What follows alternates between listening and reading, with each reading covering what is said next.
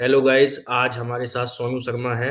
सोनू मेरे बड़े पुराने मित्र हैं। हम लोगों ने साउथ एशियन यूनिवर्सिटी में कुछ दिन साथ पढ़ाई की है। तो अभी सोनू ने आईआईटी पटना से अपना मास्टर्स कंप्लीट किया है 2025 में। और अभी ये श्री चैतन्य में एज अ मैथमेटिक्स फैकल्टी पढ़ा रहे हैं। तो सोनू से आज बात करेंगे, सोनू के बारे में जानेंगे कैसे इनकी जर्नी रही। एक गांव से आके फिर बीएचयू में पढ़ाई करना, उसके बाद आईआईटी जाना, उसके बाद प्लेसमेंट, और अभी जॉब कर रहे हैं ये सोनू। तो सोनू से पूछते हैं उनके बारे में। सोनू, अपना इंट्रोडक्शन बताइए पूरा, आपके एजुकेशनल बैकग्राउंड के बारे में और अपना पर्सनल लाइफ के बारे में। मेरी टेंथ जो है वो बेगूसराय के एक बीहट गांव से हुई है। फिर उसके बाद मैंने ट्वेल्थ बीआरडीएवी से किया है। फिर उसके बाद मैंने बनारस हिंदू यूनिवर्सिटी से अपनी ग्रेजुएशन की मैथमेटिक्स ऑनर्स में। फिर हम्म। उसके बाद मैं वहीं पे जैम की प्रिपरेशन करता था बीएचयू पे। बीएचयू में तो फिर आईआईटी पटना में मेरा हो गया। इस बीच हम्म। मैंने साव भी ज्वाइन किया था। साव में मेरी या 3 रैंक थी और मेरिट में 2 थी, तो फिर साव भी ज्वाइन किया लेकिन वो छोड़ दिया, तो फिर आईआईटी ज्वाइन कर लिया। फिर उसके बाद श्री चैतन्य में प्लेसमेंट भी हो गया। बीच हम्म। में मैंने जेएनयू से इंटर्नशिप भी करी है। और अभी मैं लेक्चरर हूँ श्री चैतन्य एकेडमी पटना में। अच्छा। तो सोनू, जैसे ट्वेल्थ में तो आपके पास पीसीएम सब्जेक्ट रहे होंगे। हाँ हाँ। तो मतलब फिजिक्स केमिस्ट्री में क्यों नहीं ग्रेजुएशन किया, मैथमेटिक्स ही क्यों चुना आपने? फिजिक्स केमिस्ट्री मेरी थोड़ी कमजोर थी कंपैरिजन टू मैथमेटिक्स, और मैथमेटिक्स में इंटरेस्ट भी आता था। केमिस्ट्री में तो बहुत सारे एक्सेप्शंस रहते थे, हम्म। तो मुझे मैथमेटिक्स पढ़ना समझना ज्यादा अच्छा लगता था। हम्म।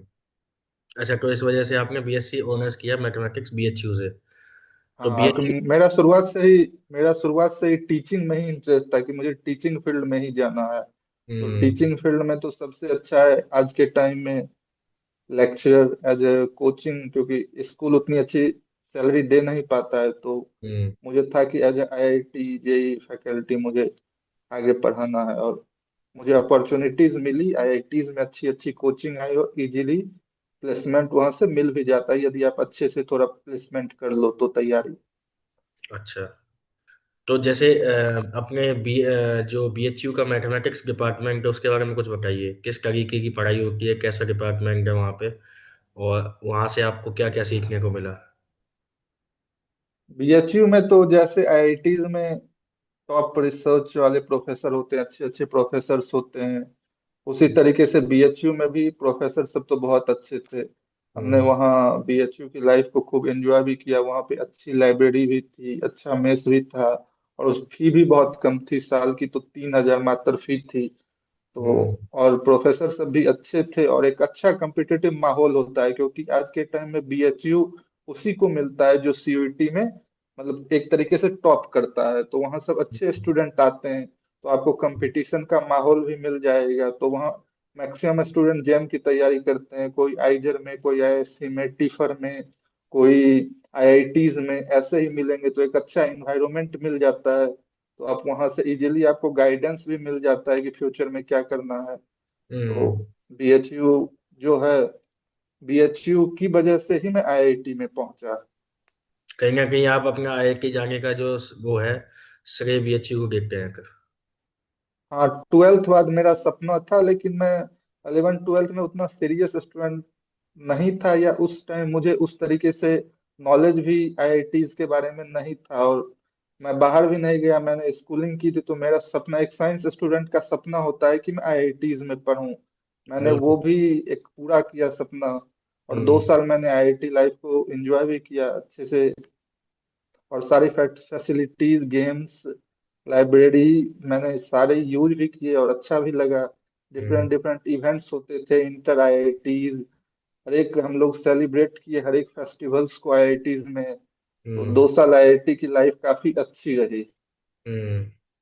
सब तो मतलब जैसे ये कोचिंग में जाने का जो आपका वो था, तो वो कैसे आपने डिसाइड किया?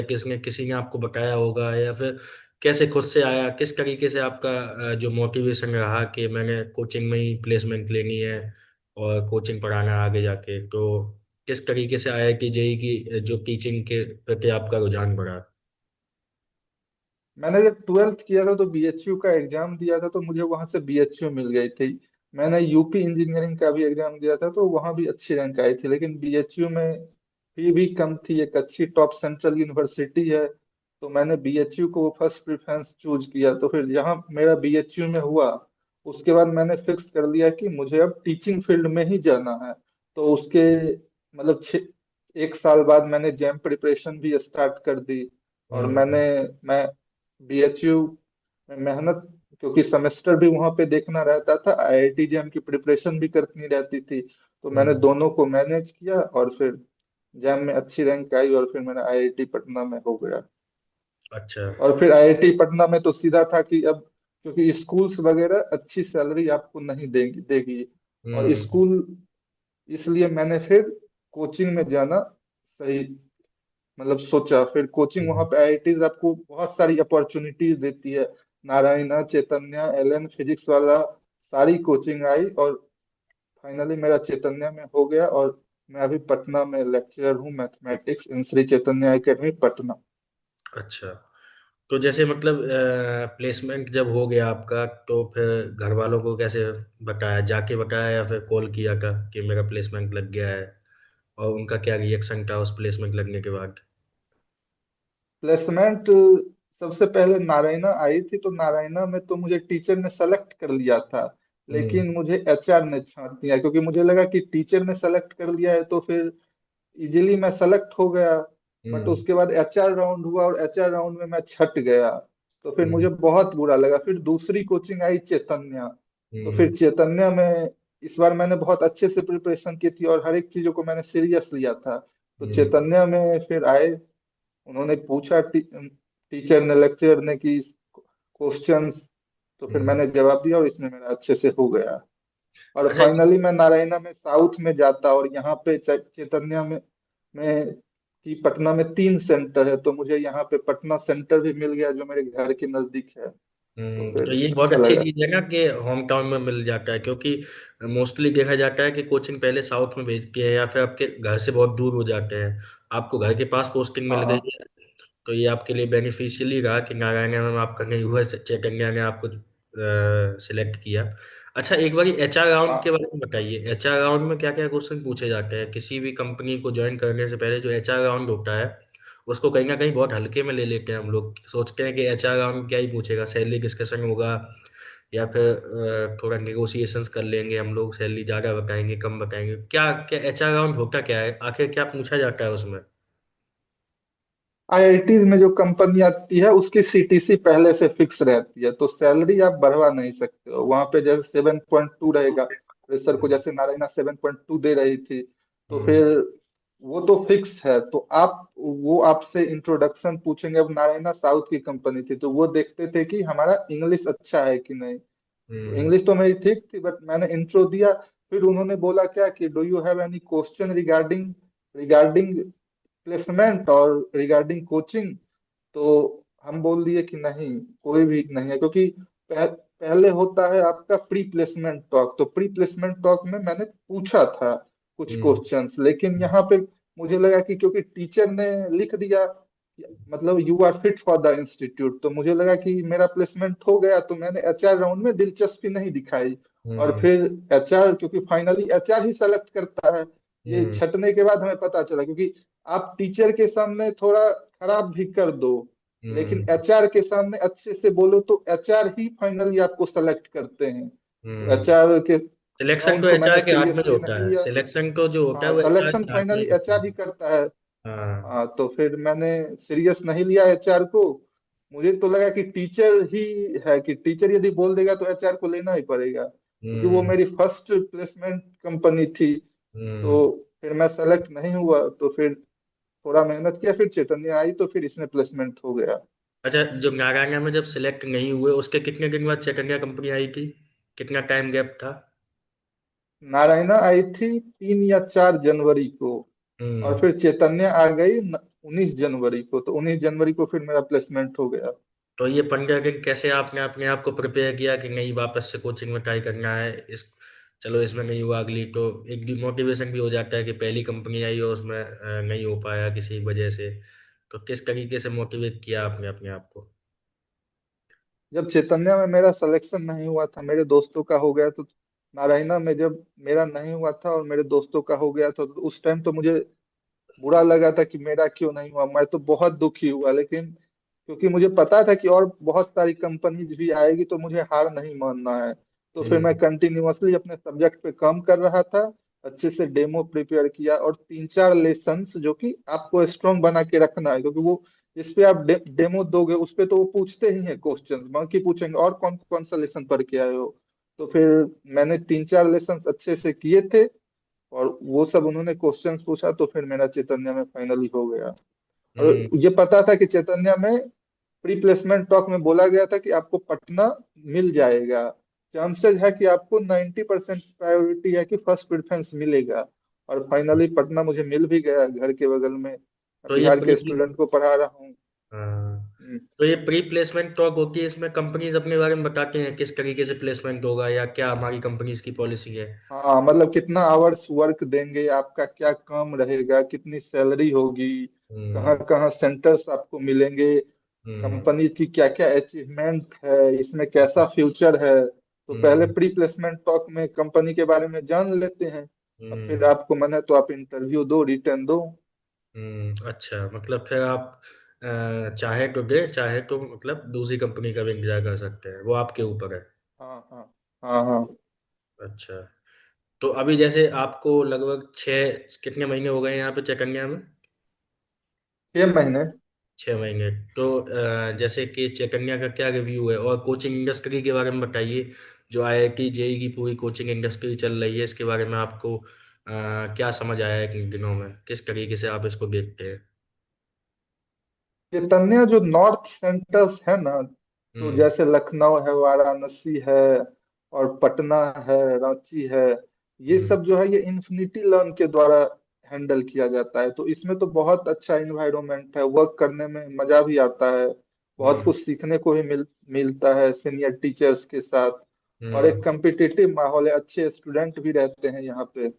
अच्छा, तो हाँ। जैसे तो जैसे और जो आपके कंपटीशन में और भी कोचिंग होंगी पटना में, जैसे आप श्री चैतन्य में, वो फिजिक्स वाला भी है, होगी एलिंग वगैरह भी के सेंटर्स होंगे, या फिर आकाश के होंगे। तो उन कोचिंग से या इस कोचिंग में मतलब क्यों बच्चे आए, श्री चैतन्य क्यों उनसे बेहतर है, अगर श्री नहीं है या चैतन्य है? में श्री चैतन्य में आपको एक क्लास में 40 स्टूडेंट रहते हैं, फिजिक्स वाला में एक क्लास में 150 स्टूडेंट रहते हैं। अच्छा। ये बहुत बड़ा फर्क है।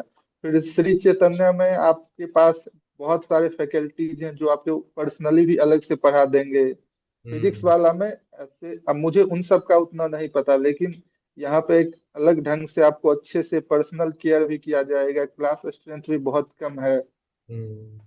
मतलब यहाँ पे स्टूडेंट टीचर रेशियो ठीक है, जिस वजह वजह से स्टूडेंट को इनफ मौके मिलते हैं टीचर से अपनी बात रखने के लिए, या क्वेश्चन डाउट पूछने के लिए, या फिर पर्सनल कुछ समझ नहीं आ रहा है और तो पूछने के और लिए। फिर और फिर श्री चैतन्य ने हमेशा AIR 1 AIR 2 टॉप 5 में दो तीन स्टूडेंट चैतन्य का हमेशा रहता ही है। तो अच्छा। इन्होंने भी प्रूव किया है कि नहीं, हमारी टीचिंग और सबों से अलग है। हाँ, कहीं ना कहीं देखो, जब साउथ की कोई कंपनी या कोई कोचिंग नॉर्थ में आती है, तो उसको कहीं ना कहीं टाई अप तो करना पड़ता है नॉर्थ की किसी कोचिंग से। लेकिन फिर उसको अपना प्रूव करने के लिए बेटर रिजल्ट या फिर अच्छी फैकल्टी प्रोवाइड करेंगे, तभी बच्चों का विश्वास बनेगा। तो जिस तरीके से जैसे अभी जैसे मतलब, अगर यही कोचिंग जैसे अगर जो साउथ में चलती होगी तो वहाँ पढ़ाई इंग्लिश में होती होगी। जैसे आपका सेंटर जो चल रहा है उसमें पढ़ाई इंग्लिश में होती है, लेकिन आप कम्युनिकेशन हिंदी में करते हो ना? हाँ हाँ, साउथ में भी डिपेंड करता है बस स्टूडेंट कहाँ के हैं। जनरली जेई की कोचिंग साउथ में तो इंग्लिश में ही होती है, बाकी यदि सारे स्टूडेंट तेलुगु हैं तो तेलुगु, और टीचर को भी तेलुगु आता है तो तेलुगु भी में भी बात कर सकते हैं। हम्म। तो भाई वो ये होता है कि लोकल के जो टीचर होते हैं वही पढ़ा सकते हैं वहाँ पे, मतलब श्री नॉर्थ का। चैतन्य श्री चैतन्य के स्कूल्स और कॉलेजेस साउथ में बहुत अच्छे हैं। अच्छा। तो ये इनका है कि ये फिर आगे इनके पास बहुत अच्छे अच्छे स्टूडेंट होते हैं, और साउथ में तो श्री चैतन्य एक ब्रांड है। हम्म। और हम लोग नॉर्थ में भी अच्छा कर रहे हैं, यहाँ पे भी अच्छे अच्छे फैकल्टीज हैं। हम्म। तो अब सोनू आगे अपना कैसा सफर सोचते हैं आप? आगे कोचिंग में ही रहना है या फिर कहीं स्विच करना है? किस तरीके से आप अपने आप को देखते हैं आगे आने वाले 5 या 10 सालों में?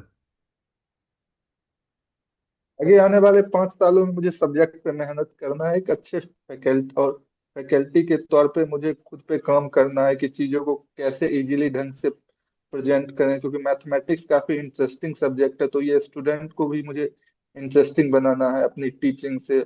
और बहुत सारे खुद सब्जेक्ट पे भी काम करना है। और हम्म। बाकी स्विच का भी देखेंगे, ऐसे चैतन्य में भी अच्छा ग्रोथ है। अच्छा। ठीक है सोनू, मैं आपको शुभकामनाएं देता हूँ आगे आने वाले भविष्य के लिए। और मुझे ये और बताओ कि जैसे आप एक बिहार के छोटे से गांव से आते हैं, तो जो बाकी युवक आपको देख रहे हैं वो कैसे अपने आप को मोटिवेट करें और आने वाले समय में आपके जैसे सक्सेस को प्राप्त करें, कहीं ना कहीं जॉब लगे अच्छा, तो उनको उनके लिए कुछ आप कहना चाहते हैं तो बताएं। उन्हें पहले समझना होगा कि मैं किस फील्ड में अच्छा हूँ, कि मैं टीचिंग में अच्छा हूँ, कि मैं कोडिंग में अच्छा हूँ, या मैं मेरे अंदर क्या चाहत है, मुझे यूपीएससी की तैयारी करनी चाहिए या किसकी। तो उन्हें अपनी स्ट्रेंथ सबसे पहले जाननी होगी, फिर उस स्ट्रेंथ पे उन्हें सीक्वेंस वाइज उस पे काम करना होगा। जैसे मैंने बीएचयू में एडमिशन लिया, फिर वहां से मैंने स्ट्रेटजी बना ली कि मुझे जैम की तैयारी करनी है, फिर मैं आईआईटीज में आया, फिर वहां से मैंने प्लान बना लिया कि मुझे कोचिंग फील्ड में जाना है। तो उन्हें अपना माइंड फिक्स करना होगा कि मुझे किस फील्ड में जाना है, फिर उस पे अच्छे से वर्क करना है, बस। तो कैसे कैसे कोई बच्चा, अगर जो बच्चा 12th में है इस टाइम, किस तरीके से वो अपना डिसाइड करे कि मुझे यही जाना है, मुझे मतलब मुझे इस फील्ड में ज्यादा इंटरेस्ट है? कैसे पहचाने अपने स्ट्रेंथ को, अपनी वीकनेस को? वो कुछ है इसका वो तरीका? देखे कि मैं टेक्नोलॉजी, क्योंकि 11th 12th में आपको कंप्यूटर पढ़ाई जाएगी, कोडिंग लैंग्वेज पाइथन या C++ भी पढ़ाया जाता है, जावा भी पढ़ाया जाता है। तो वहाँ वो स्टूडेंट जाने कि मेरे अंदर कोडिंग स्किल्स कैसी है। यदि अच्छा है तो फिर अच्छे से करें, फिर क्योंकि 8th 9th में भी कंप्यूटर पढ़ाया जाता है, लैंग्वेजेस पढ़ाए जाते हैं। तो फिर वो वहां से देख लें कि मुझे किस फील्ड में जाना है। बाकी 11th 12th तो वो जेई की कोचिंग करें तो ये तो अच्छी बात है, क्योंकि वो आईआईटीज का एग्जाम देंगे। यदि आईआईटीज के लिए टारगेटेड हैं, आईआईटी मिल भी गया तो चले जाएं, बाकी नहीं मिला तो वो लोग सेंट्रल यूनिवर्सिटीज में भी देख सकते हैं, जैसे बीएससी स्टैटिक्स कोर्स हो गया, बीएससी कंप्यूटर साइंस हो गया। ये भी हम्म। बहुत अच्छे अच्छे प्लेसमेंट आपको इजीली मिल जाएंगे। बाकी आपको रिसर्च में इंटरेस्ट है, नहीं मुझे मैथमेटिक्स फिजिक्स केमिस्ट्री में रिसर्च करना है, तो नाइजर की तरफ जाइए, आइजर की तरफ जाइए, आईएसआई जाइए, सीएमआई जाइए। यहाँ पे बहुत अच्छे अच्छे प्लेसमेंट भी रहते हैं। जादवपुर यूनिवर्सिटी डब्ल्यूबीजेई के थ्रू भी एंट्रेंस दे सकते हैं, यदि मिल जाए तो अच्छे कॉलेजेस की तरफ जाइए जिसकी ब्रांड वैल्यू ज्यादा हुई हो, तो आपको प्लेसमेंट इजीली वहां से मिल जाएगा, यदि आपने 4 साल सीरियसली अच्छे से पढ़ाई की तो। वैसे मेरा सोचना ये है कि कहीं ना कहीं अगर बच्चा अच्छे कॉलेज चला जाता है तो वहां से कहीं ना कहीं बहुत सारी चीजें वो सीख जाता है कि आगे कैसे करना है, क्योंकि कॉलेजेस में बहुत सारा एटमॉस्फेयर होता है, एक्स्ट्रा करिकुलर एक्टिविटीज भी होती है। अगर किसी को सिंगिंग पसंद है या फिर मॉडलिंग पसंद है या फिर स्पोर्ट्स में बहुत ज्यादा रुचि है किसी की, तो वो भी काम कर सकता है वहां जाके। तो इसलिए आपको अच्छी यूनिवर्सिटी में सिलेक्ट होना आई थिंक पहला गोल होना चाहिए स्कूल से निकल के। हाँ हाँ हाँ, क्योंकि अच्छी यूनिवर्सिटीज में पढ़ने के अलग एडवांटेजेस हैं। वही मुझे लगता है कि पहले आदमी अच्छी यूनिवर्सिटी में चला जाए अगर बच्चा, तो फिर वहां से वो अपनी जीवन की दशा दिशा जान सकता है किस तरीके से वो, उसकी स्ट्रेंथ वीकनेस क्या है, क्योंकि वहां पे माहौल मिलेगा आपको तो आप सीखेंगे कई चीजें वहां से। चलिए सोनू, हमसे बात करने के लिए बहुत बहुत धन्यवाद। आगे भी आपसे जुड़े रहेंगे, किसी ना किसी माध्यम से हम आपसे फिर बात करेंगे। तो कृपया हमारे व्यूअर्स के लिए समय निकालिए। धन्यवाद। Thank you so much for watching our video. Till then, bye. धन्यवाद।